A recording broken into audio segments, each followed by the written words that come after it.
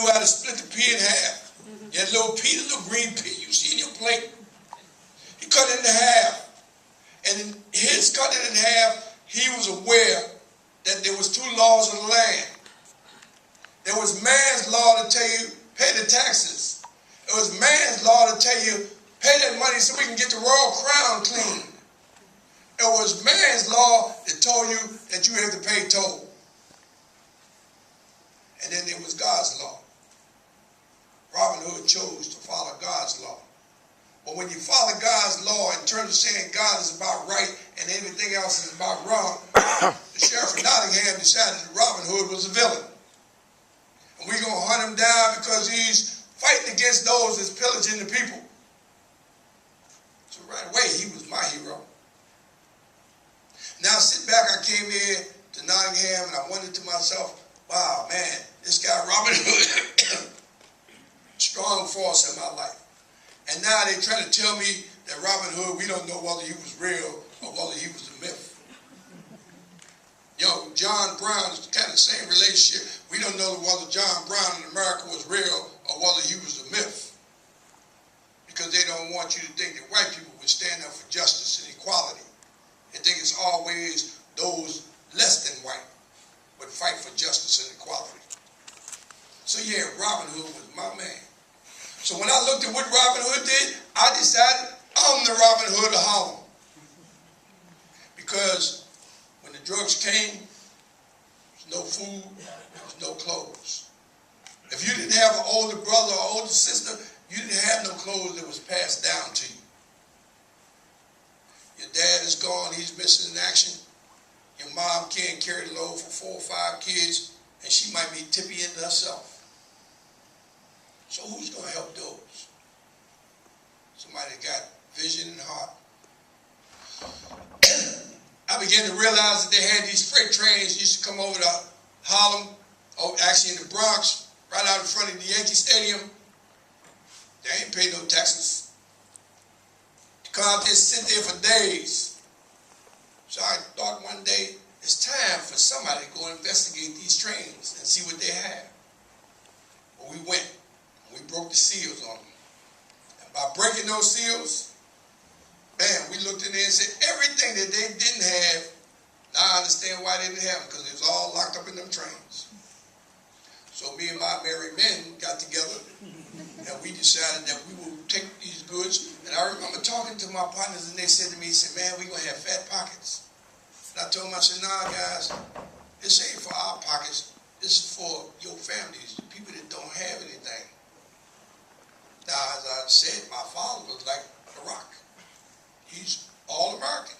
Whatever you do, son, I'm with you. But don't you do anything to break the law. He didn't understand about being two laws. But I respected my father enough that whatever I did, I had to be real quiet with it. But I thought I was quiet. As we going across and taking care of all the people in the community, word got back to my father through 2 New York City detectives, Mr. Lester, Mr. Bryan. Mr. Lester was about 6 feet, Mr. Bryan was about 6'6".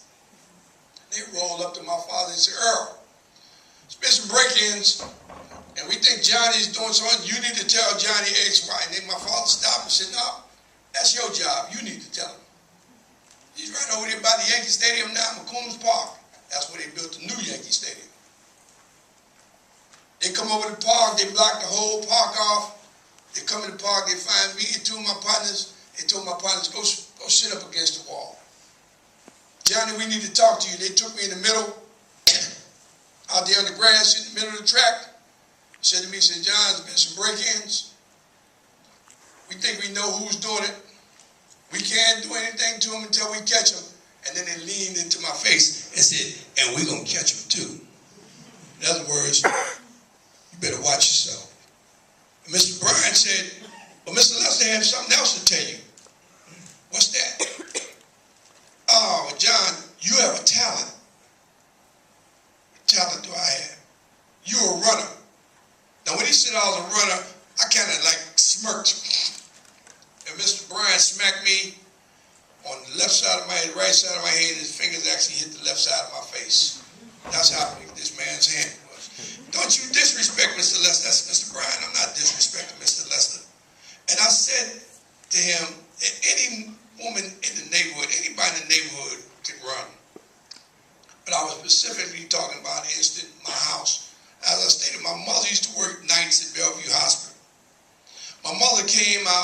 went to work one day, and she came back an hour or so later.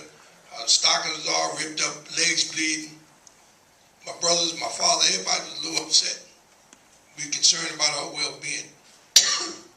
My mom says, everything's okay. I have a little scarred up. I get a little mercure coma. I die. I'll be all right. But my mother held up her purse. She says, "Let's snatch my purse." But I ran the purse snatcher down and got my purse back. So right away I said, everybody can run in the neighborhood. I didn't know my mother was the runner in the family until that night, matter of fact. But in any case, that's how my track career started. They gave me a number and told me to call the New York Pioneer Club. Now, when I talk about no hero, school was the farthest thing from my mind. Black people, I thought all black people in the world lived in Harlem. I didn't have no need for school. It was about making money. I was a hustler. I knew how to make money. And I used to have this teacher named Miss Seneca would pull this geography map down every day, just like this deal here. Standing aside with a pointer, and she would look at the whole class. But she only had one name in her mind, Johnny Carlos. "Johnny Carlos, come up here." And I get up there, and she say, "Show me France." I just stand there. "Show me England." I'll stand there. "Show me Germany." "Go sit down." Next day, "Johnny Carlos." After the third day, I'm hiding. Like that. She'll walk right up to my desk. "Come on up here." I go up there, she give me the pointer, and she started all over again. Well, this particular day, I got kind of annoyed with her, and I said to her, I said, "Miss Seneca, why you keep asking me to show you these places? I ain't never gone. You want to see the Empire State Building? I'm your man. You want to see the Apollo Theater? It's me. What about Central Park?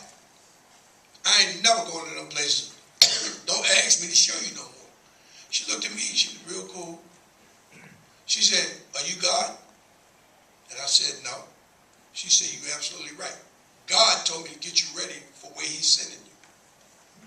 I sat back, I looked at her, I said, "All right, well, I don't know." I went and sat back down.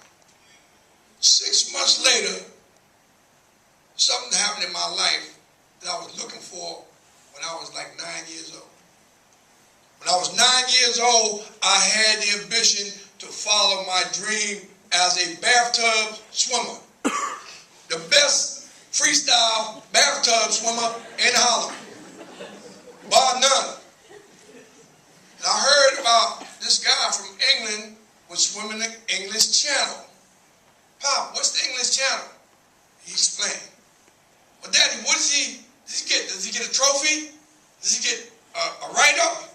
Does he get money? What does he get?" He said, "Son, he probably gets it all." I said, "Well, I want to swim in the English Channel. I'm going to swim in the English Channel."